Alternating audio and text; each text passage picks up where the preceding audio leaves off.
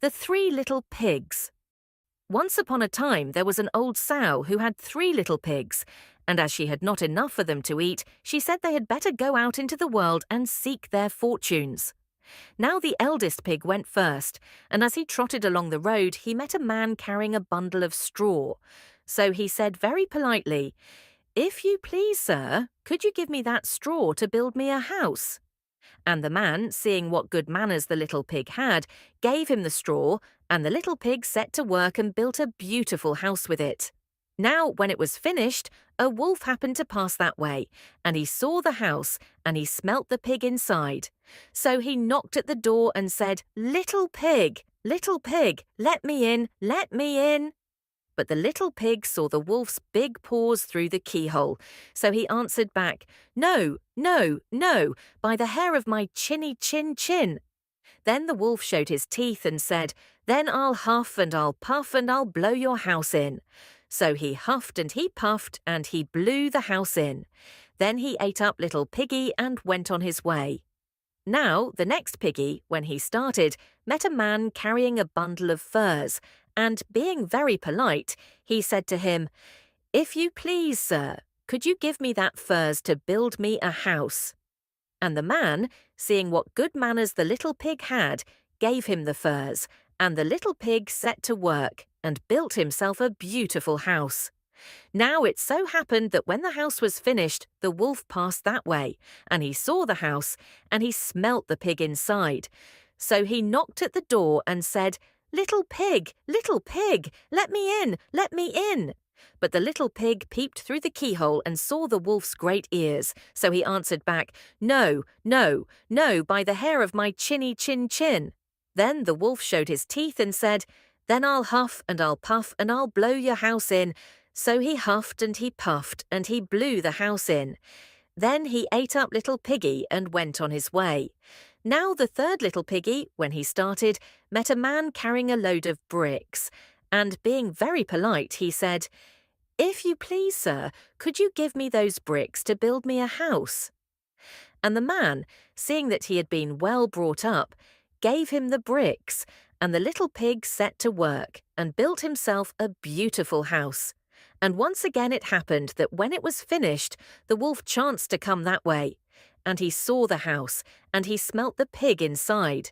So he knocked at the door and said, little pig, let me in, let me in."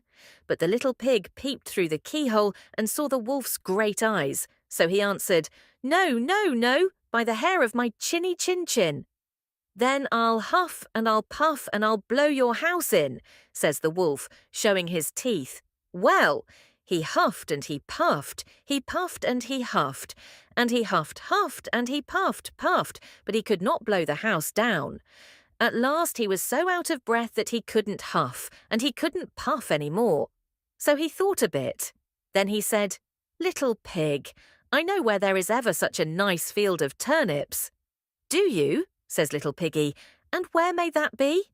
"I'll show you," says the wolf. "If you will be ready at 6 o'clock tomorrow morning, I will call round for you, and we can go together to Farmer Smith's field and get turnips for dinner." "Thank you kindly," says the little piggy. "I will be ready at 6 o'clock sharp." But, you see, the little pig was not one to be taken in with chaff, so he got up at 5, trotted off to Farmer Smith's field, rooted up the turnips, and was home eating them for breakfast, when the wolf clattered at the door and cried, little pig, aren't you ready?" "Ready?" says the little piggy. "Why, what a sluggard you are! I've been to the field and come back again, and I'm having a nice pot full of turnips for breakfast." Then the wolf grew red with rage, but he was determined to eat little piggy, so he said, as if he didn't care, "I'm glad you like them, but I know of something better than turnips." "Indeed," says little piggy, "and what may that be?"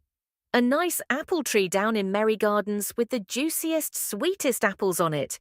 So if you will be ready at 5 o'clock tomorrow morning, I will come round for you, and we can get the apples together." "Thank you kindly," says little piggy. "I will sure and be ready at 5 o'clock sharp." Now, the next morning, he bustled up ever so early, and it wasn't 4 o'clock when he started to get the apples.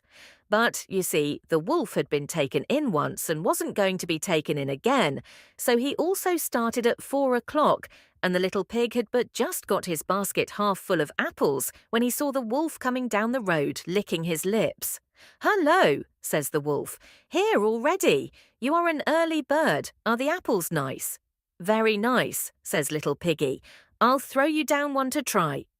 And he threw it so far away that when the wolf had gone to pick it up, the little pig was able to jump down with his basket and run home. Well, the wolf was fair angry, but he went next day to the little piggy's house and called through the door, as mild as milk, little pig, you are so clever I should like to give you a fairing, so if you will come with me to the fair this afternoon, you shall have one." "Thank you kindly," says little piggy. "What time shall we start?" "At 3 o'clock sharp," says the wolf, "so be sure to be ready." "I'll be ready before 3, sniggered the little piggy. And he was. He started early in the morning and went to the fair, and rode in a swing, and enjoyed himself ever so much, and bought himself a butter churn as a fairing, and trotted away towards home long before 3 o'clock. But just as he got to the top of the hill, what should he see but the wolf coming up it, all panting and red with rage?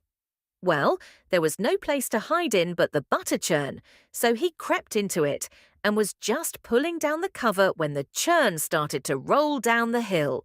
Bumpety, bumpety, bump. Of course, Piggy inside began to squeal, and when the wolf heard the noise and saw the butter churn rolling down on top of him, bumpety, bumpety, bump. He was so frightened that he turned tail and ran away. But he was still determined to get the little pig for his dinner, so he went next day to the house and told the little pig how sorry he was not to have been able to keep his promise of going to the fair because of an awful, dreadful, terrible thing that had rushed at him, making a fearsome noise. "Dear me," says the little piggy, "that must have been me. I hid inside the butter churn when I saw you coming, and it started to roll. I am sorry I frightened you." But this was too much. The wolf danced about with rage and swore he would come down the chimney and eat up the little pig for his supper. But while he was climbing onto the roof, the little pig made up a blazing fire and put on a big pot full of water to boil. Then, just as the wolf was coming down the chimney, the little piggy off with the lid, and plump in fell the wolf into the scalding water. So the little piggy put on the cover again, boiled the wolf up, and ate him for supper.